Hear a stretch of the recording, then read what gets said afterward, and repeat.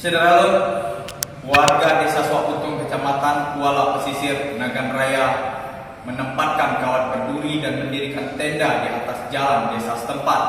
Aksi itu dilakukan oleh warga untuk menuntut ganti rugi lahan serta biaya kompensasi atas debu yang ditimbulkan dari proyek PLTU 3 dan 4 Nagan Raya.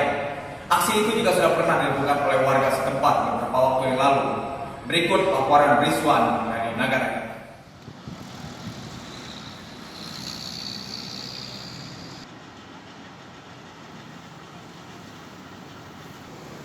Aksi pemblokiran jalan kembali dilakukan warga di Desa Suapuntung, Kecamatan Kuala Pesisir, Nagan Raya. Pemblokiran dilakukan pada jalan masuk ke proyek PLTU 34 yang dilakukan oleh mayoritas kaum ibu.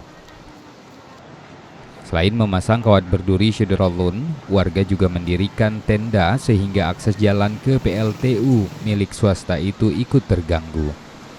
Aksi ini sendiri dilakukan dengan tuntutan yang belum direalisasikan, terutama terkait pembayaran ganti rugi lahan mereka oleh pihak perusahaan. Pembayaran lainnya yang dituntut warga adalah kompensasi dampak debu dan pembayaran biaya siram jalan di wilayah itu.